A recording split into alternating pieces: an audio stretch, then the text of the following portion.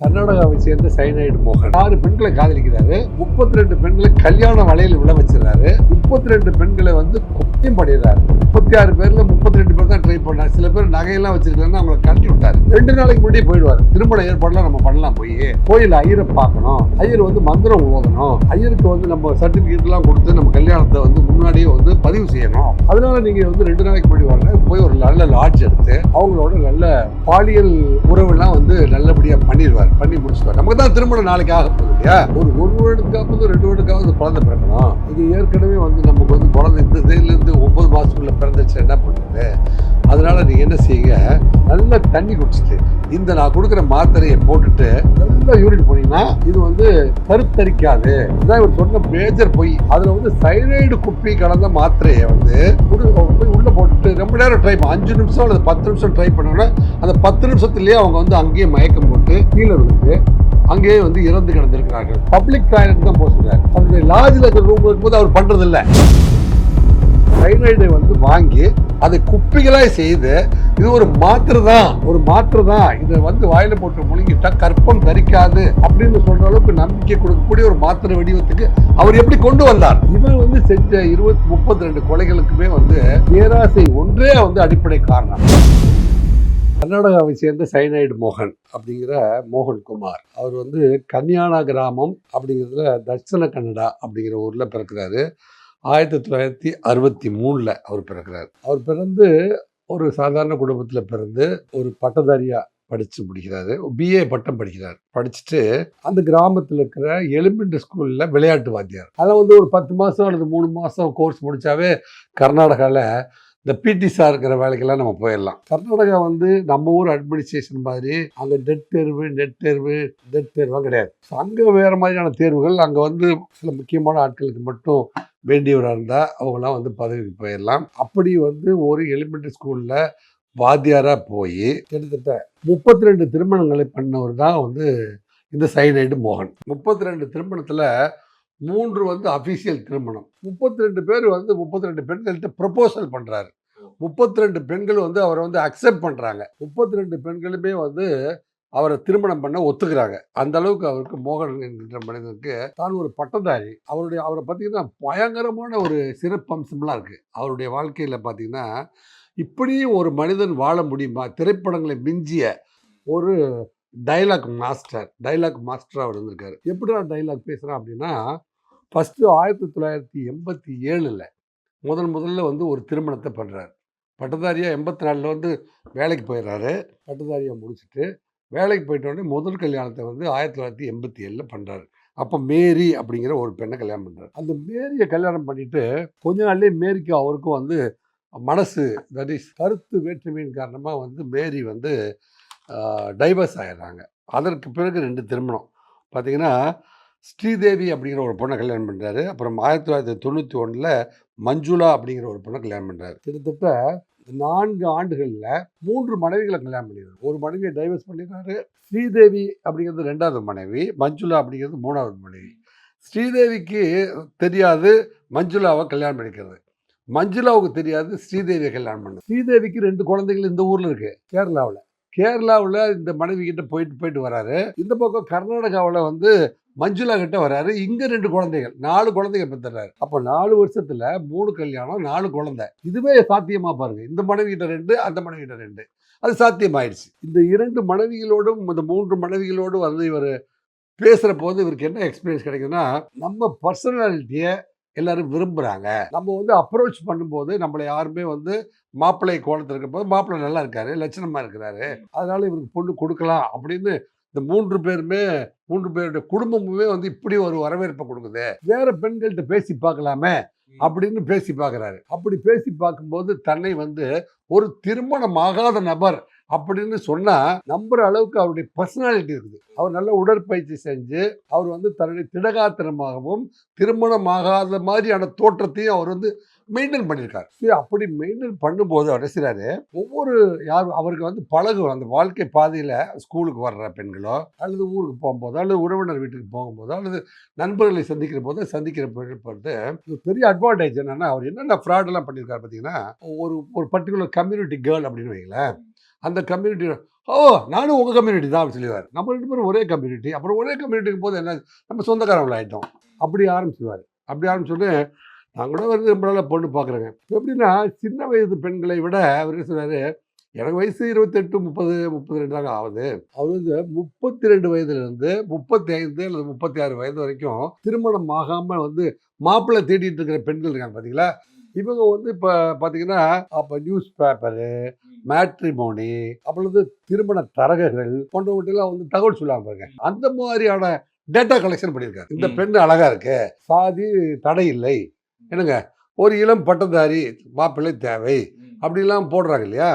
இவைகளை வந்து பர்டிகுலராக கரெக்ட் பண்ணி பெரிய நோட்ஸ் எடுத்து கிட்டத்தட்ட 33, 32 பெண்களை திருமண ஆசை காட்டி தன் வலையில் விழ வச்சிட்டார். விழ வைத்தது மட்டும் அல்ல, இதுக்கப்புறம் தான் சாப்டரே ஆரம்பிக்குது. இந்த 2 கொலை மனைவிகளையும் பிடிச்சு போயிருது. யாரையும் ஸ்ரீதேவியும் மஞ்சுளாவையும் பர்மனண்டா வந்து மனைவிகளா வச்சுக்கிறாரு. ஏன்னா அங்க 2 குழந்தை, இங்க 2 குழந்தை இருக்குது. இந்த 4 குழந்தையை வளர்த்துறதா முடிவு பண்ணிட்டாரு. இவருக்கு வர வருமானம் போதாத இருக்குது. சைனடு மோகன்னா கர்நாடகாவிலையும் கேரளாவிலையும் ரொம்ப பெரிய ஆள். பெயர் போன ஒரு நபர், ஒரு சீரியல் கில்லர். இவருடைய கதையை வச்சு பார்த்தீங்கன்னா தகத் அப்படின்னு ஒரு சினிமா எடுத்திருக்காங்க. ஹிந்தி படம் பகவத் அத்தியாயம்னு ஒரு படம் எடுத்திருக்காங்க. இப்போ வந்து களம் காவல் அப்படின்னு சொல்லிட்டு இப்போ வந்து மம்முட்டி வந்து களம் காவல் அப்படின்னு ஒரு படம் எடுத்திருக்காரு. இதுல மம்முட்டி வந்து களம் காவலும் மம்முட்டியும் விநாயகமும் சேர்ந்து நடிச்சிருக்காங்க. ஜனங்கள்லாம் ஷூட்டிங் நடக்கும்போது என்ன நினைச்சிருக்காங்க, விநாயகம் இப்படி ஒரு அநியாயத்தை பண்ண போறான், அவன் வித்தியாசமா பண்ணுவான், அவனை வந்து பிடிச்சு கரெக்டா இன்வெஸ்டிகேட் பண்ணி உள்ள போடக்கூடிய ஆபீசரா வந்து மம்முட்டி நடிச்சிருப்பாரு, அதனால நம்ம போய் பார்த்துடலாம் அப்படின்னு வந்து மக்கள் வந்து ரொம்ப ஆர்வத்தோடு எதிர்பார்த்திருக்காரு. அதுக்கு களம் காவல் படத்தை நடிக்கிற பொழுது மம்முட்டிக்கு 4, 5 வாய்ப்புகள் வந்து நல்ல நல்ல கதையெல்லாம் வருது. அதையெல்லாம் ஏற்றுக்கொள்ளாமல் பெண்கள் விழிப்புணர்வு அடைய வேண்டும், இந்த மாதிரியான ஆசை வார்த்தை காட்டினா இப்படி நடிச்சா இந்த ஜனங்க ஏமாந்துடுறாங்களே அப்படிங்கிறது பெண்ணியத்திற்காக, பெண்கள் விழிப்படைய வேண்டும் என்பதற்காக இந்த படத்தை எடுத்து நடிச்சிருக்காரு அப்படிங்கிறது இப்ப தெரிய வருது. சைனட் மோகன் வந்து 36 பெண்களை காதலிக்கிறாரு, 32 பெண்களை கல்யாண வலையில் விழ வச்சிருக்காரு, 32 பெண்களை வந்து கொலையும் பண்ணிடுறாரு. 32 பெண்களை வந்து காதலிக்கிறேன் என்று சொல்லி மயக்கி ஆசை வார்த்தை காட்டி ஒரு தனி மனிதனால் எந்த விதமான எவிடன்ஸுமே இல்லாம கிட்டத்தட்ட வந்து ஒரு 6-7 ஆண்டுகளுக்குள்ள 32 பெண்களை வந்து அவர் வந்து ஆசை வார்த்தையை கூறி அவர் சொல்றாரு, இந்த குடும்பத்தை மட்டும் தனியாக வச்சுக்கிட்டு வாங்க முகூர்த்த நாள் பார்க்குறாரு. இல்லைங்க அந்த பெண்களோடு பழகிறது, நம்ம ஜாதிக்கார பெண்ணு உன்னோட தான் நான் வாழ விரும்புகிறேன், ஒரு நாள் வாழ்ந்தாலும் உன்னோட தான் வாழணும், அதுவும் நம்ம 2 பேருமே தாலி கட்டி சாமி மண்டபத்தில் போய் பதிவு திருமணம் செஞ்சுக்கிட்டு சாமி முன்னிலையில் மாலை மாற்றி தாலி கட்டி நம்ம 2 பேரும் வந்து புனிதமாக வாழ்க்கையை தொடங்கணும் அப்படிங்கிற மாதிரி தான் வந்து சொல்றாரு. இந்த மாதிரியான ஆசை வார்த்தைகளில் வந்து இந்த பெண்கள் மயங்கி என்ன செய்யறாங்கன்னா, அவர் வந்து 4-5 சிட்டிகளுக்கு கூட்டிட்டு போறாரு. அவர் வந்து மைசூரு, பெங்களூரு, ஹாசர், மடியேரி இந்த 4 ஊர்களுக்கு பக்கத்தில் இருக்கிற பெரிய பெரிய பிரசித்தி பெற்ற கோயில்களுக்கு அவர் கூட்டிட்டு போவார். இந்த கோயிலில் வந்து இந்த முகூர்த்த நாள் அன்னைக்கு நம்ம வந்து பண்ணிடலாம் சொல்லிட்டு, நீங்க என்ன செய்யுங்க, எனக்கு வந்து இந்த டவுரி வாங்குறதுலாம் வந்து எனக்கு வந்து இஷ்டமே கிடையாது, பிறருடைய பொருளில் வந்து வாழ்றவன் மனுஷனே கிடையாது அப்படின்னா சொல்லிட்டு, இருந்தாலும் நீ வந்து திருமண வாழ்க்கையில தொடங்க போறோம், நான் உன்னையே நம்பி தொடங்க போறேன், அப்படி இருக்கும்போது உனக்கு தேவையான நகைகளை மட்டும் நீ எடுத்துட்டு வா.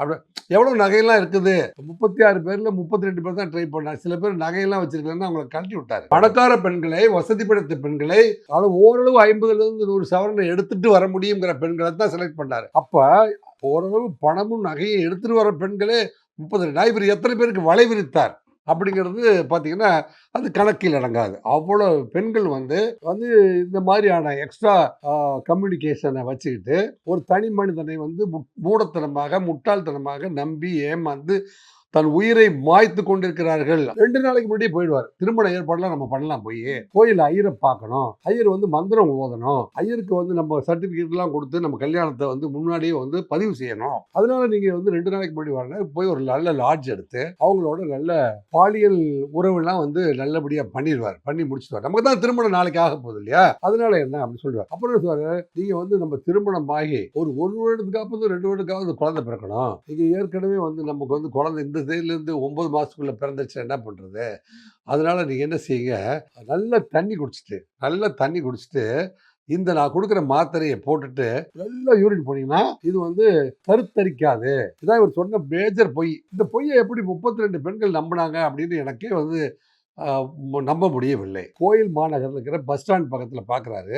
பார்த்துட்டு பப்ளிக் டாய்லெட் தான் போக சொல்றாரு. தன்னுடைய லாட்ஜில் இருக்கிற ரூம் இருக்கும்போது அவர் பண்றது இல்லை. ஏன்னா ஈஸியாக மாட்டிப்பாரு. ஏன்னா லாட்ஜுக்குள்ள இவர் உள்ள வரும்போது சிசிடிவி கேமராவிலையோ அல்லது சாட்சி 2 பேர் உள்ள வந்தாங்க.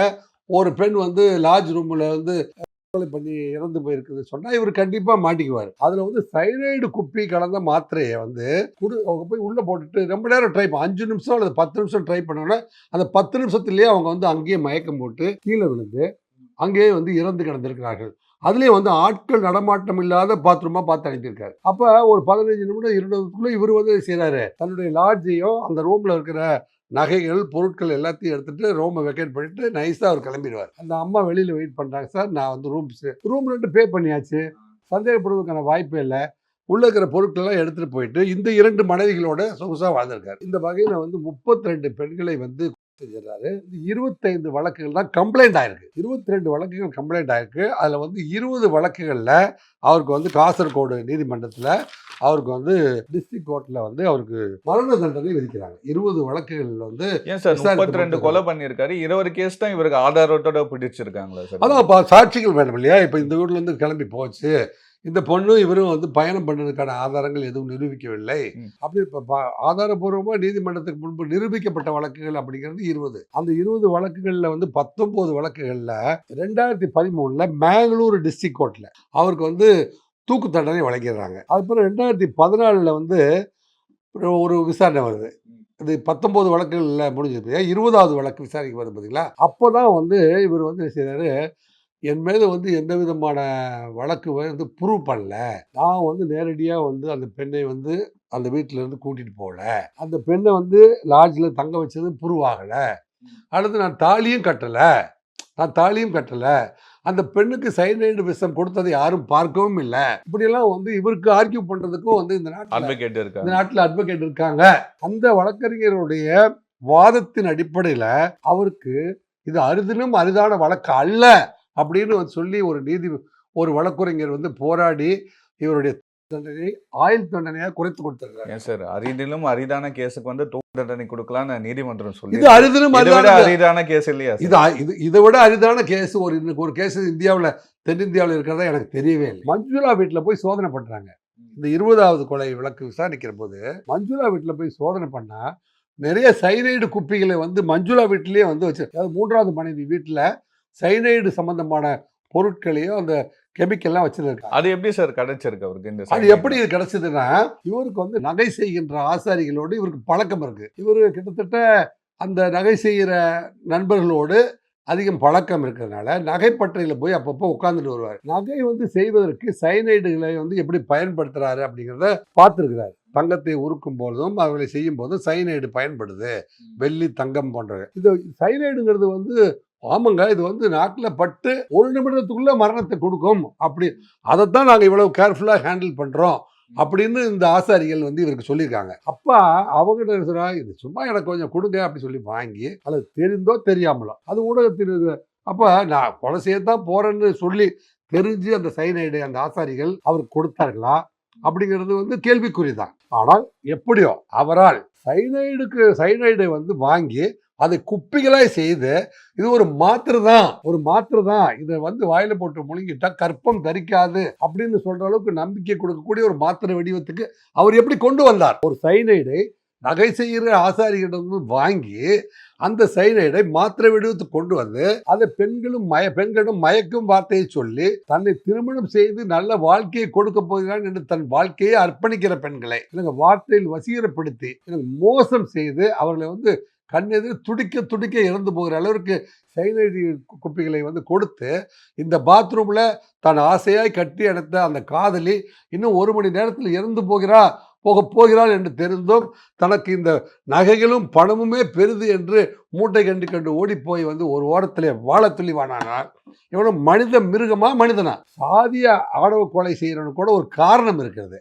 ஆனா இவன் வந்து செஞ்ச 32 கொலைகளுக்குமே வந்து பேராசை ஒன்றே வந்து அடிப்படை காரணம். இல்ல சார், இவர் எப்படி சார் மாத்துனாரு போலீஸ் கிட்ட? ஏன்னா 32 கொலை பண்ணியிருக்காரு. எப்படி மாத்துனாரு இவர் போலீஸ் கிட்ட? 32 கொலையும் முடிஞ்சதுக்கு அப்புறம் 33வதா வந்து அனிதா அப்படிங்கிற ஒரு பெண்ணை வந்து அவர் என்ன செய்யறாரு, இதே மாதிரி காதல் வலையில விழ வச்சு அழைச்சிட்டு போறாரு. அந்த பெண்கிட்ட வந்து செல்போன் இருக்குது. அவ வந்து தன் தோழி ஒரு காவேரி என்கின்ற ஒரு பெண்ணுக்கும் இன்னும் சில பெண்களுக்கும் வந்து நான் வந்து மனதார விரும்பிய ஆணழகன் மோகன் என்கின்ற மோகன்குமார், அவர் வந்து BA பட்டதாரி, அவர் அரசு வேலையில் இருக்கிறாரு, என்னை திருமணம் செய்ய முன் வந்திருக்கிறாரு. நாங்கள் 2 பேருமே பெங்களூரில் போய் இந்த கோயிலில் தான் வந்து திருமணம் பண்ண போகிறோம்.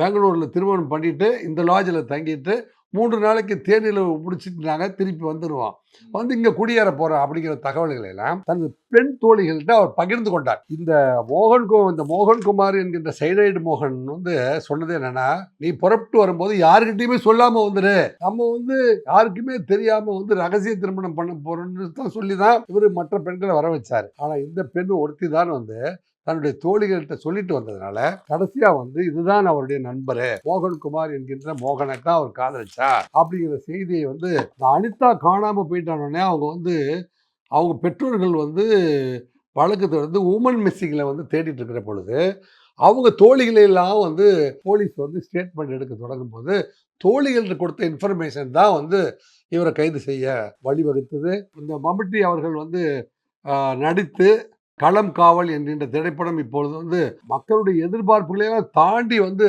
தியேட்டர்லாம் ஃபுல்லாகி ஓடிட்டு இருக்குது. சினிமாவை வந்து கேளிக்கையாய் பார்க்காமல் கருத்தோடு பாருங்கள். இந்த திரைப்படத்தை பார்க்குற அத்தனை பெண்களுமே, குறிப்பாக பெண்கள் அத்தனை பேருமே தனக்கு தெரிந்த பெண் நண்பர்கள், பெண் தோழிகள், பெண் சகோதரிகள், பெண் உறவினர்கள் அத்தனை பேருக்குமே வந்து இந்த செய்திகளை பரப்பி இதுபோல் யாருமே இந்த சமுதாயத்தில் ஏமாந்து வந்து தன்னுடைய உயிரை வந்து இழக்கக்கூடாது என்கின்ற படிப்பினையை இந்த சமூகம் வந்து கற்றுக்கொள்ள வேண்டும் என்பதற்காகத்தான் இந்த நேர்காணலை. நன்றி, வணக்கம்.